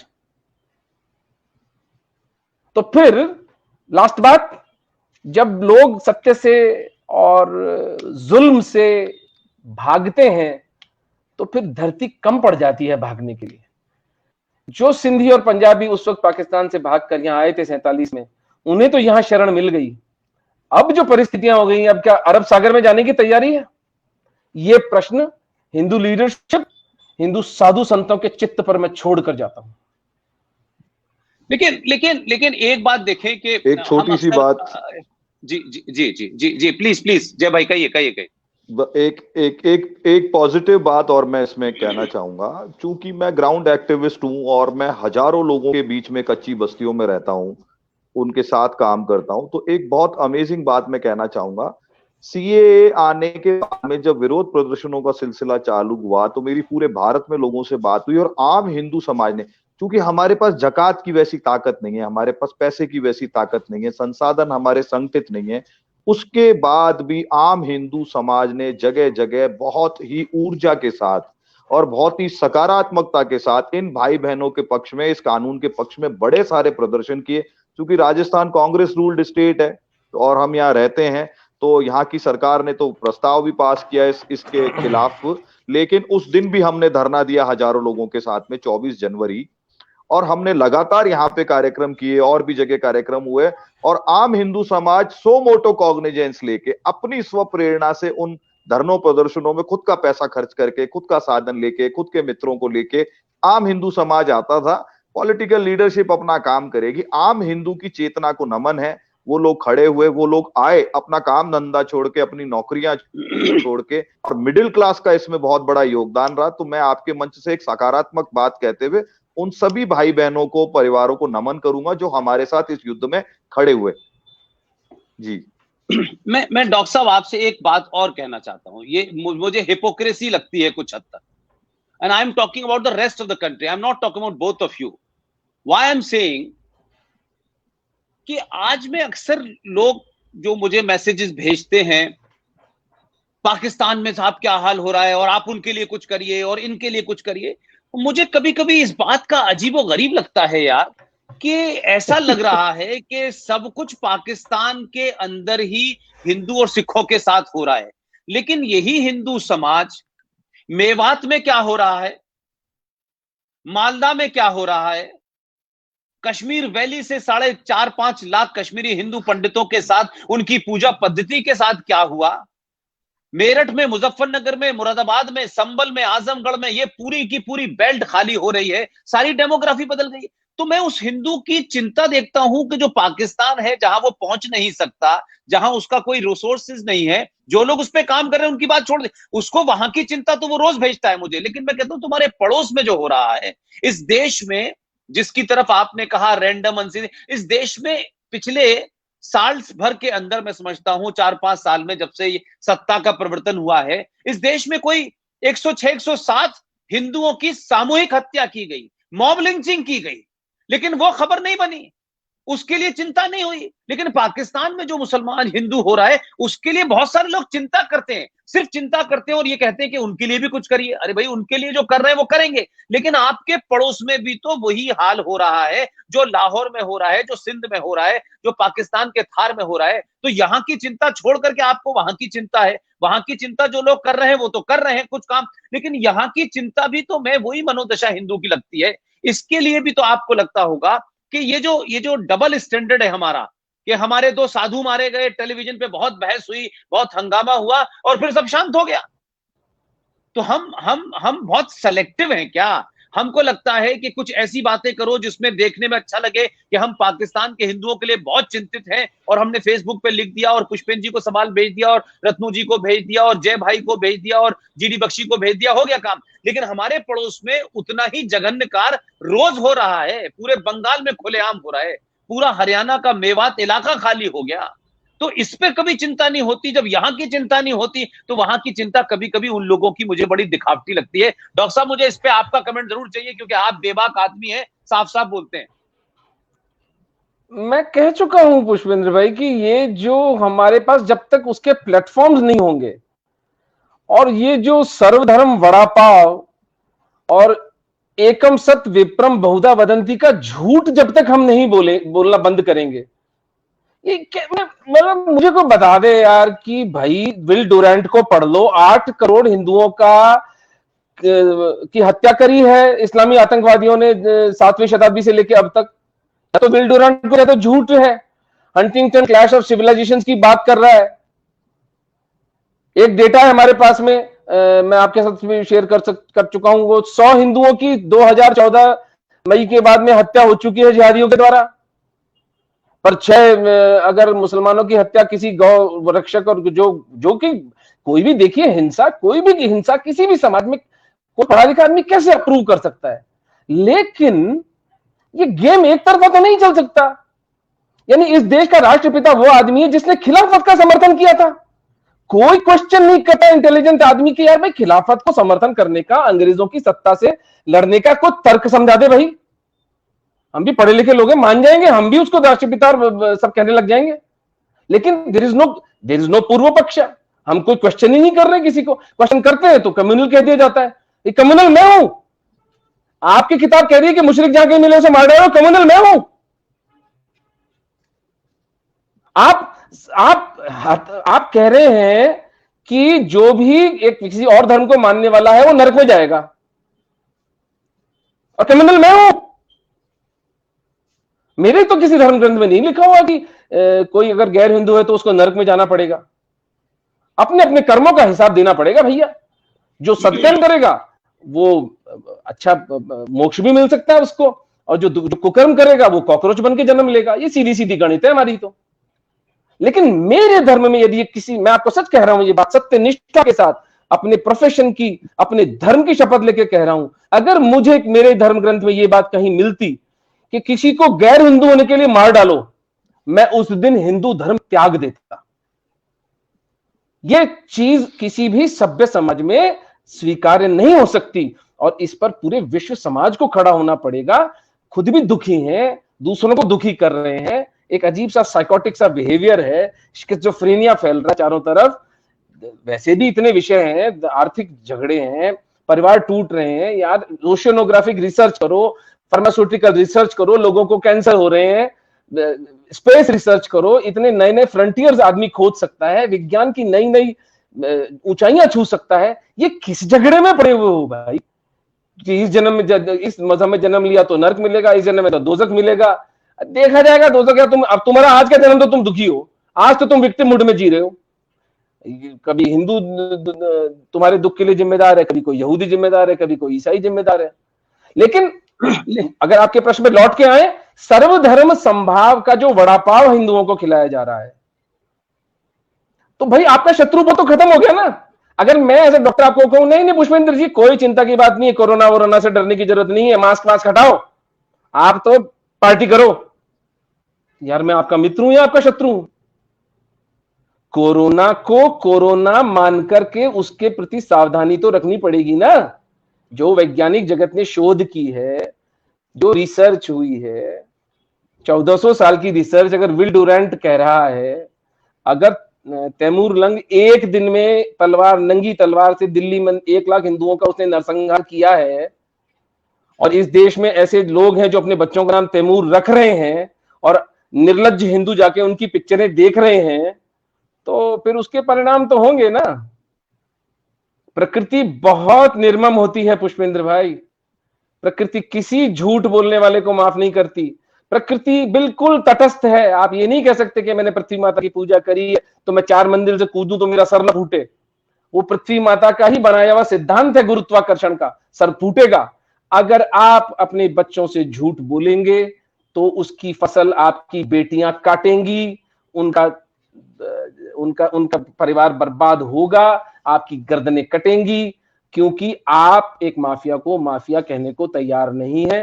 आपका धार्मिक लीडरशिप, झूठ बोल रही है, वो अपना स्टेटस को बना के रखना चाहते हैं, उनकी प्रॉपर्टियां, उनके भक्तगण, उनकी जो कीर्तन करते हैं शाम को बैठ करके, छोटो सो मेरो मदन गोपाल चलता रहे और हिंदू मरते रहे। पाकिस्तान का हिंदू मर जाए, बॉर्डर पे सैनिक मर जाए, कोई आरएसएस का बेचारा वर्कर गर्दन कटवा ले, कोई इनकी दुकानें चलनी चाहिए। इतनी मायोपिक, इतनी लघु दृष्टि जिस समाज की होती है, जिसके नेतृत्व की होती है, उस समाज का भविष्य अंधकार में ही होता है। देखिए, इसमें एक बड़ी अच्छी बात है जो आपने कहा, क्या कहते हैं कि 1920 जिस खिलाफत की आप बात कर रहे थे, 1920 में खिलाफत का मामला था और गांधी जी ने वो खिलाफत को सपोर्ट किया। और जो दो फ्रॉड अली बरादरान थे, जिसके नाम पे यूपी के मुरादाबाद में आजम खान ने वो एक यूनिवर्सिटी बनाई है, अली बरादरान। आप देखिए कि गांधी जी ने न सिर्फ एक सरकार के तौर पे या एक इंस्टीट्यूशन के तौर पे सपोर्ट किया, बल्कि उस वक्त हिंदुओं से कहा कि हमें खिलाफत में इसलिए साथ देना है कि भारत के मुसलमान का हम दिल जीतेंगे।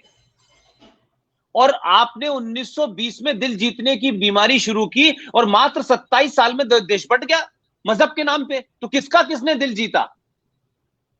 लेकिन आज 2020 चल रही है, लेकिन आप देखें कि पैराडॉक्स देखें कि 100 साल के बाद केरला में वही हो रहा है जो मोपला में हुआ था। वही ऑलमोस्ट वही समय है। और टर्की के अंदर क्या हो रहा है आज आप देखिए, हजारों साल पुराने जो है वहां वो दोबारा से हो रहे हैं। और आज वलीउल्लाह नहीं है तो आज वो है जो पी के फिल्म बनाता है, वो उसको पूरी दुनिया में वहां जाकर के टर्की में ही क्या कहते हैं उसको खुलापन और आजादी दिखाई दे रही है और वहीं उसको ताजा हवा लग रही है। तो कुछ बदला नहीं है, चेहरे बदले हैं, ड्रेसेस बदली हैं, लोगों का एटीट्यूड बदला है। सिर्फ बदला है तो इतना कि गुजरात से जिस आदमी को आपने लेके गए थे 1920 में, जिसने खिलाफत मूवमेंट की सपोर्ट की थी, आज गुजराती का आदमी है, वो कहता है खिलाफत नहीं। वो खिलाफत की बात करने वालों से कहता है कि खलीफा के पास भेज दूंगा मैं आपको, और मेरी नहीं ज्यादा सुनोगे तो यूपी वाला तो बगैर एफआईआर के भेज देता है। तो ये बदलाव तो हुआ है ना, और इस बदलाव हुआ में है आपकी पुष्पेंद्र भाई, है। इसलिए हुआ मेरी है। आपसे महर्षि जी कहें आप बात कहें। महर्षि अरविंद ने 1947 में, महायोगी थे वो, दूरदृष्टा थे, गजब के संत थे। हमारा सौभाग्य कि ऐसे संत की छाया हमें मिली। 1947 में उन्होंने कहा था, India has only got its political freedom, the real freedom of India will happen after 60 to 70 years when the Bharat शक्ति उदय हैपन्स। ये वो महापुरुष 47 में कह गया था। 5 अगस्त 2020 को भारत स्वतंत्र हो गया। आपने सिविलाइजेशनली वो कदम उठा लिए जो इरिवर्सिबल हैं। इससे पहले मेरा डर था कि भारत की लीडरशिप समर्पण कर देगी, लेकिन अब समर्पण की हर संभावना समाप्त हो गई है। अब आपके सामने एक सभ्यतागत युद्ध है। आप चाहें तो उसमें अपनी साइड चूज कर लें। तटस्थ होने का विकल्प समाप्त हो गया है, वो मोदी ने समाप्त कर दिया विकल्प, वो ऑप्शन ही नहीं छोड़ा उसने। इसलिए मैं तो 5 अगस्त 2020 को स्वतंत्रता दिवस मानता हूं। और महर्षि अरविंद की जो प्रोफेसी थी, जो उस महायोगी का जो दूरदृष्टि थी, उन्होंने कह दिया था भारत शक्ति उदय होकर रहेगा आज के 60-70 साल के बाद। तो हम भाग्यशाली हैं कि हम उस समय के साक्षी हैं। एक बस आखिरी सवाल, ये इससे लीक से हटके है, ये मैं इसलिए जानना चाहता हूं कि हम लोग इस पे चर्चा करते रहे हैं। डॉक्टर रत्नू, जो आपने दूसरा बड़ा काम किया है 2014 से लेकर के दिसंबर 2019 तक का, जो आपने पूरे देश में डाटा बनाया है, उसमें सारे फैक्ट हैं, मरने वाले का नाम है, मोहल्ला है, शहर का नाम है।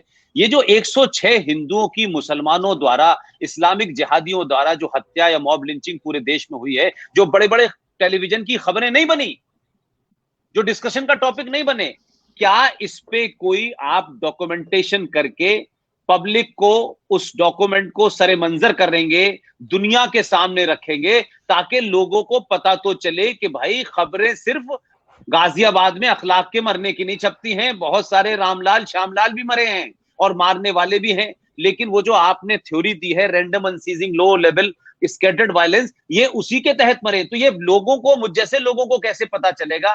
क्या कोई आपके दिमाग में ऐसा है या सिर्फ ये डॉक्यूमेंट आप कुछ सेलेक्टेड लोगों को बांटना चाहते हैं, मीडिया को देना चाहते हैं, या पब्लिक को देना मैं चाहता हूं इसलिए करें कि पब्लिक जब को दे दे तो वो फिर पब्लिक उसको अपने हिसाब से उसको शाया कर देती है। और 245 या 248 चैनलों के अलावा भी आज देश में हजारों चैनल हैं और लोगों की जो है रीच बहुत दूर तक है। तो क्या कोई आपका ऐसा प्लान है? मैं इस इंटरव्यू या आप दोनों से जो बातचीत हुई है उससे खत्म होने से पहले सिर्फ ये जानना चाहता हूं। डेटा तो सार्वजनिक होता है पुष्पेंद्र भाई, मैं को उसका मालिक थोड़ी हूँ। मैंने तो अखबारों की कटिंग से और हाँ उसको हम रिलीज करेंगे, बिल्कुल करेंगे, वो सभी को दिया जाएगा, सबको बताया जाएगा कि ये इस तरह से जिस देश के अंदर एक वेस्टर्न नैरेटिव न्यूयॉर्क टाइम्स में, वॉशिंगटन पोस्ट में, क्योंकि देखिए मैं एक बहुत शांत किस्म का और अकेला एकाकी किस्म का आदमी हूँ, मुझे सब लाइमलाइट वगैरह का कोई ना तो शौक है और ना मेरा टेम्परमेंट है, लेकिन मैं सीएए के बाद घायल सांप के जैसा हो गया हूं। इतने करुणापूर्ण कानून का इस दहशत से विरोध, इतने सताए हुए लोगों का, मैं तो एक ही बात कहता हूं यार, एक चांस दे दो इन हिंदुओं को, बेचारों को एक डिग्निफाइड लाइफ जीने का एक मौका दे दो इनको। ये भारत आना चाहते हैं, वो सरदार, वो गरिमा से यहां रहना चाहता है। क्या दोष है उसका कि अगर उसका एक हिंदू परिवार में जन्म हुआ है? उसने तो कोई एप्लीकेशन नहीं दी थी। जन्म अंततोगत्वा तो एक रहस्य है ना, हमें नहीं पता हम किसी घर में कहां जन्म लेते हैं। तो वो व्यक्ति अगर एक हिंदू घर में परिवार में जन्म लिया तो उसको जिंदगी भर सताया जाएगा।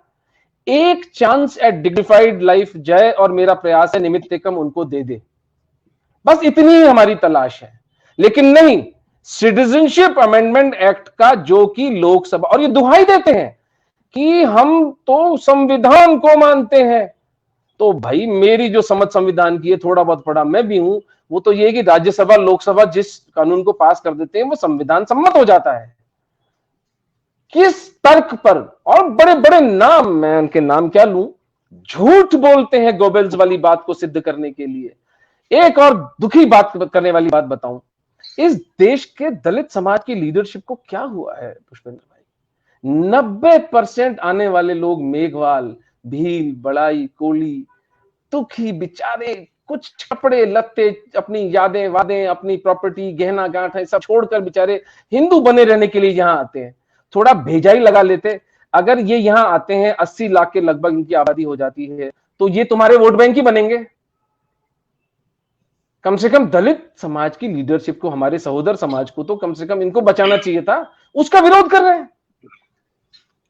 इसमें तो एक और बड़ा दूसरा पॉइंट भी है कि आप ये देखें कि इतनी यातनाओं के बाद एक दूसरे मुल्क में सिर्फ इसलिए क्योंकि उनके नाम के साथ हिंदू जुड़ा है। कश्मीर में 1957 में शेख साहब अपनी गंदगी साफ कराने के लिए 200 वाल्मीकि परिवारों को पठानकोट से, अमृतसर से लेके गए, और वो 200 के लोग जो थे वो लगातार, उनके बच्चे आज वो लैपटॉप से खेलते हैं, सब कुछ करते हैं। लेकिन आप सोचिए कि पूरी दुनिया में इस्लाम का ये ढंढोरा पीटना कि इस्लाम में सब बराबर हैं, इस्लाम जो है पीस का रिलीजन है, इस्लाम में कोई छोटा बड़ा नहीं है। जम्मू कश्मीर के संविधान में एग्जीक्यूटिव ऑर्डर पास करके कहा कि ये जो 200 वाल्मीकि आए हैं ये यहां रहेंगे, इन्हें 370 और 35A की वजह से नागरिकता तो हम नहीं दे सकते, लेकिन ये नौकरी कर सकते हैं। वैसे तो नौकरी सबके लिए बैन थी, लेकिन ये सिर्फ भंगी की नौकरी करेंगे, ये शब्द उस एग्जीक्यूटिव ऑर्डर में पास किया। और ये जो मुनाफिक पूरे देश के मुसलमान हैं जो कहते हैं हाँ अल्लाह के यहां सब बराबर हैं, एक इंसान का कत्ल पूरी इंसानियत का कत्ल है। और आप देखिए कि पूरे पाकिस्तान में इसी मानसिकता के साथ दलितों को रखा गया। मैं कराची 50 बार गया, मेरा हेड ऑफिस है, लाहौर गया, वहां पर दलितों के बारे में ये विज्ञापन निकलते हैं कि दलितों को परेशान न किया जाए, और उसमें कहा जाता है कि अगर ये परेशान होंगे, यहां से चले जाएंगे, तो आपकी गंदगी कौन साफ करेगा? तो जो पाकिस्तान लाहौर कराची में हो रहा था वही आपके देश में जम्मू कश्मीर में हो रहा था। यहां तो संवैधानिक प्रोविजन के बाद हो रहा था। तो मेरा कहना यह है कि इन हिंदुओं से, इन दलितों से ज्यादा बड़ा हिंदू कौन हो सकता है? आज तो हमारे यहां छोटा सा लालच दे लो तो अपर कास्ट के लोग अपने गले में क्रॉस डाल लेते हैं। इन्होंने तो इतनी यातनाएं झेलने के बावजूद अपने हिंदुत्व को नहीं छोड़ा, तो हिंदुत्व की बात करने वाले लोगों को इनको तो अपने सरों पे बिठाना चाहिए। और जो आप कह रहे हैं कि दलित लीडरशिप है, तो माफ कीजिएगा, जो दलितों के नाम पे राजनीति कर रहे हैं उनका अल्लाह ही मालिक है, और वो जय भीम का नारा लगा रहे हैं। तो मैं समझता हूं कि हम लोगों ने बड़ी अच्छी बात की, और खासतौर से बस मैं ये अंत में एक बात कह दूं भाई पुष्पेंद्र भाई, जी, कि दलित जी, समाज जो हमारा पाकिस्तान से आ रहा है, ये मेरे और जय के लिए मेरे जीते जागते देवता हैं, ये बिल्कुल भगवान हथेलियों है पे है मेरे। हमारी। मैं बॉर्डर लाइन एथिस्ट हूं, मैं परमात्मा में बहुत अधिक विश्वास नहीं करता, लेकिन मैं जब इनको देखता हूं तो मुझे लगता है परमात्मा है। और अंतिम बात मैं आपको बताऊं छोटी सी, मैंने एक मेघवाल से एक दिन पूछा कि यार गोवर्धन एक बात बता, इतनी तकलीफ, माफ करें मैं भावुक हो जाता हूं जब ये बात कहता हूं, तो आई नो इतना कष्ट तुझे हुआ लेकिन तूने कलमा नहीं पढ़ा यार। पता है पुष्पेंद्र भाई उस आदमी ने जवाब क्या दिया? उसने बस सीधी सी बात, ऐसा बाप दादाओं का धर्म ऐसे कैसे छोड़ दे? बाप दादाओं का धर्म, जो बाप दादे अभी है नहीं देखने को, उनके प्रति इतनी निष्ठा, हमें अपनी पैदा की हुई बेटी से वो निष्ठा नहीं है। ये अपने बुजुर्गों के प्रति इतने निष्ठावान हैं। इनको कोई दलित कहे तो कहे, मेरे लिए इनसे बड़ा हिंदू कोई नहीं है। इनके तो मैं समझता हूं पैर धो तो भी कम है, लेकिन आज की बातचीत में बहुत सारी बातें रखी, दिल से रखी, और रत्नू साहब जब बोलते हैं तो ये बात सच है कि एक भावुक आदमी ही ये काम कर सकता है जो ये कर रहे हैं, और कोई निष्ठुर आदमी नहीं कर सकता, नफे नुकसान वाले आदमी नहीं कर सकता।